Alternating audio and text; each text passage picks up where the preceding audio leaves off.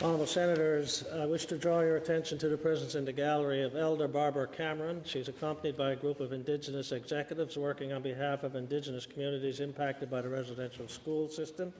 They're the guests of the Honourable Senator Francis. On behalf of all Senators, welcome to the Senate of Canada.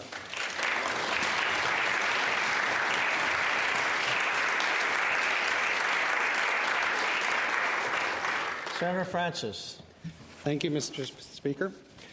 Honourable Senators, despite overwhelming research and evidence showing that for over a century, Indigenous children were forcibly taken to residential schools and other institutions where they were subjected to rampant neglect, abuse, and even death, many people in Canada continue to not just outright deny the hard facts, but to invalidate and undermine them. The use of such rhetoric and tactics in politics, media, and all other forms must be strongly confronted and condemned. Our silence is complicity and violence. We must use our positions of power and privilege to amplify the voices and experiences of survivors who have fought relentlessly to ensure that the shameful truth of Canada's treatment of Indigenous people is known and addressed. They are owed our utmost respect, gratitude, and support for their strength, courage, and resolve, sometimes at great personal cost, to demand better from all of us and all levels of government and society.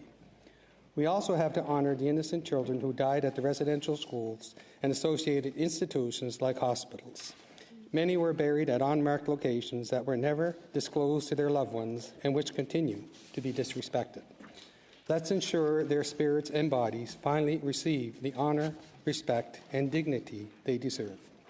Colleagues, Indigenous people must lead the important and sacred work of uncovering, documenting, and sharing the truth of the genocide inflicted on us, as well as in the search, recovery, identification, protection, and commemoration of our missing children. Parliamentarians and others must empower them in doing so.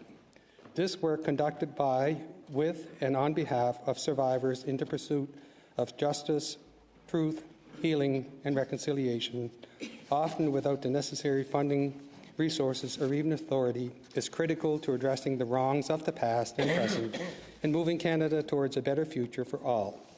Today, following a moving and compelling appearance at the Committee of Indigenous Peoples, we were joined by the independent special interlocutor for missing children and unmarked graves and burial sites associated with Indian residential schools, Kimberly Murray, and her colleagues, Executive Director Gwendolyn Johnson and Senior Partner Donald Warren, as well as Stephanie Scott, Executive Director of the National Centre for Truth and Reconciliation, Marie A. Carmen Roy, and survivors, and Elder Barbara Cameron. I am endlessly grateful and inspired by them and all those who engage in this difficult, challenging, and often painful journey to assist survivors and their families, communities, and governments, and Canada as a whole.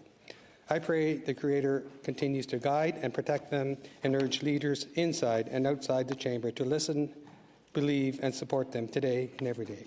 Thank you. Alavan, merci.